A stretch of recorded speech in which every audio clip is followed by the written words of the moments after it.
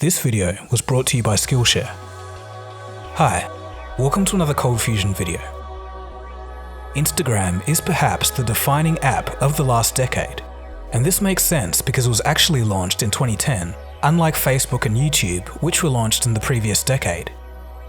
While the term Instagram influencer usually doesn't conjure up the most stellar amount of respect, there's no denying that the app has had a meaningful impact on society. Everyone from Vladimir Putin to Ariana Grande and Prince Harry has an account, but it obviously wasn't always this way. How did two nerds from Stanford University make $1 billion company worthy of royals and presidents?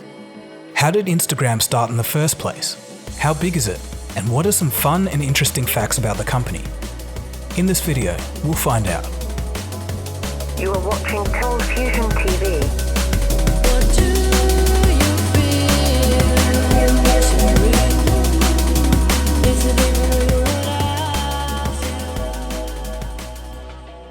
So as you could probably guess, the impetus for what would become known as Instagram was alcohol, specifically bourbon and whiskey. Well, you probably didn't guess that, but that was the original purpose of the app. In 2009, a 27-year-old man by the name of Kevin Systrom enjoyed his fine bourbon and whiskey a lot. So much so that he coded an app called Bourbon. The purpose of Bourbon was so that people could make plans, check into locations where there was good drinks to be had, and share photos. Although a Stanford University graduate, Kevin had no prior experience with computer science, despite his previous employment at Google. While working at another startup, in his spare time, he learned to code on nights and weekends. At this point, the Bourbon app was just a small side hobby, and Kevin wouldn't have thought much about it at the time. But as with most things that make a mark on the world, it's all about being in the right place at the right time. And in this, Kevin got lucky. A crucial turning point came in March of 2010, when Kevin attended a party. The party was for a Silicon Valley startup called Hutch. It was here that Kevin met two venture capitalists. He showed them the prototype of the Bourbon app, and they were impressed. They all decided to meet for coffee to discuss the idea further. After the very first meeting, Kevin took a leap of faith and decided to quit his job to focus on bourbon. Within only just 2 weeks, he managed to raise $500,000 in seed funding from the venture capitalists he met at the party. With this money, he began assembling a group, and the first to join was Brazilian 25-year-old Mike Krieger. Kevin had first met Mike during their time at Stanford, and they'd kept in touch afterwards, so it was a simple decision for the two to work together.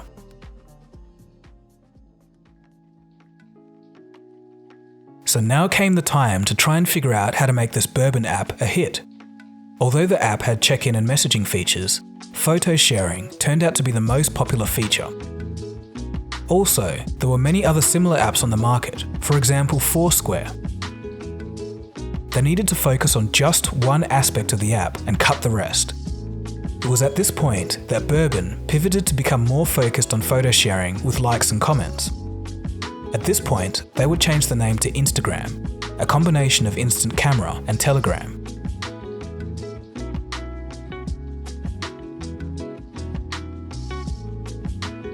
As the weeks wore on, the small team worked tirelessly to improve the photo sharing capabilities. In just 8 weeks of adjusting the application, they offered it to their friends for a beta test. They ended up fixing bugs, and when they were satisfied, they decided to launch. It was showtime.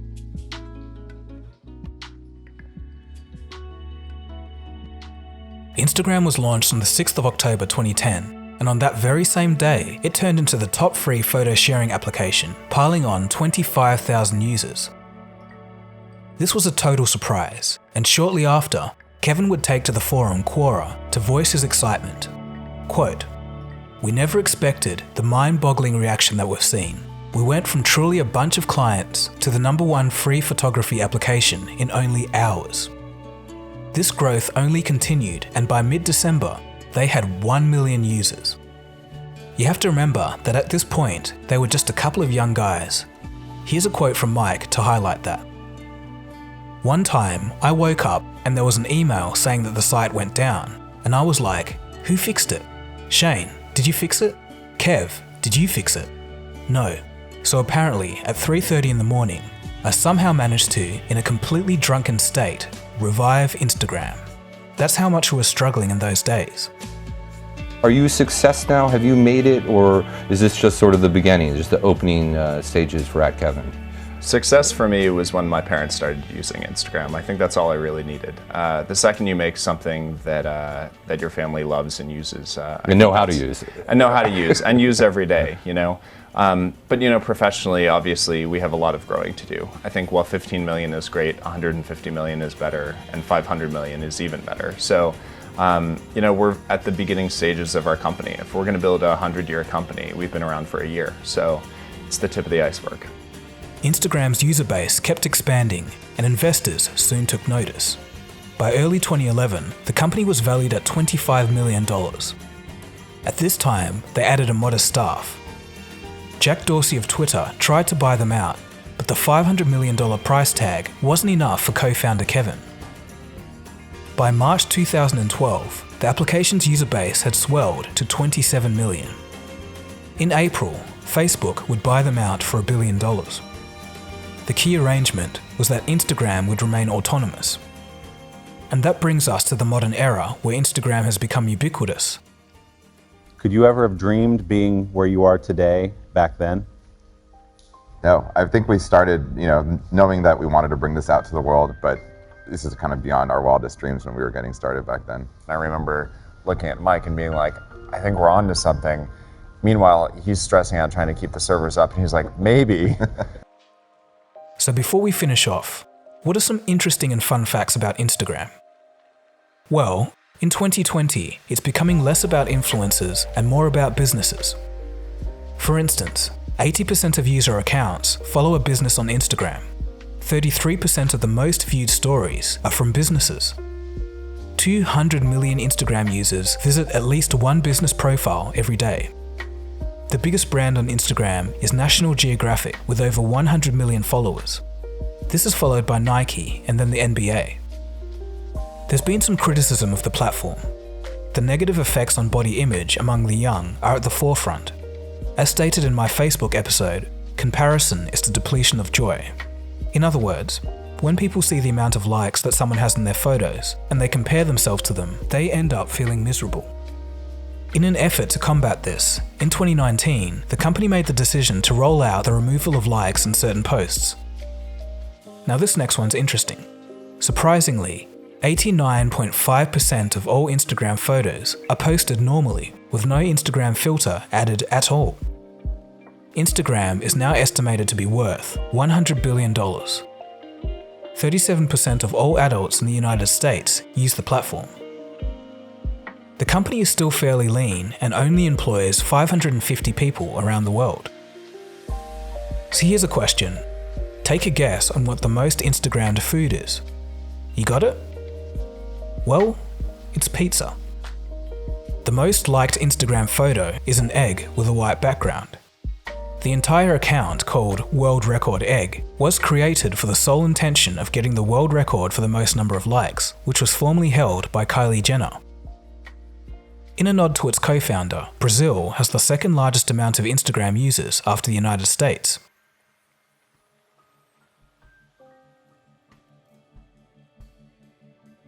Okay, so we're pretty much at the end of the video.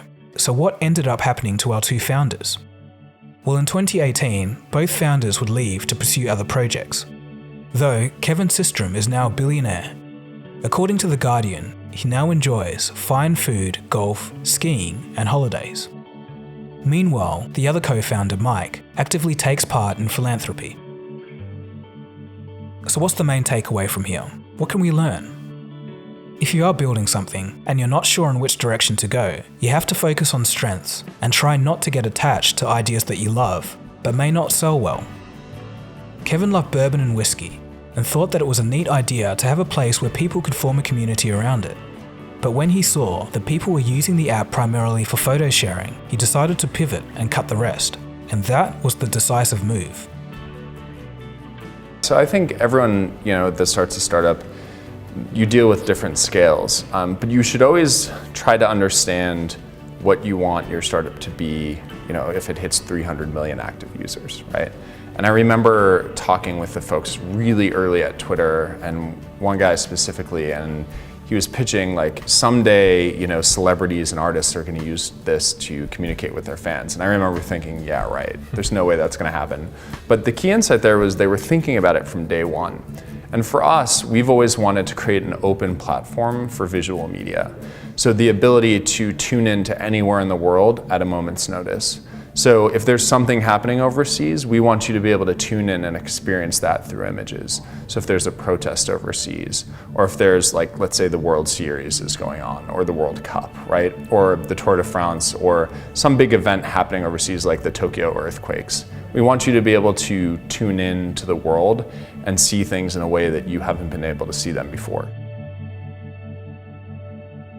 If you're thinking of building a business on your own or another creative project, a great place to start is by learning a new skill, and Skillshare is a great way to do that. With Skillshare, you can learn valuable lessons to help you achieve what you're setting out to do, and you can go at your own pace.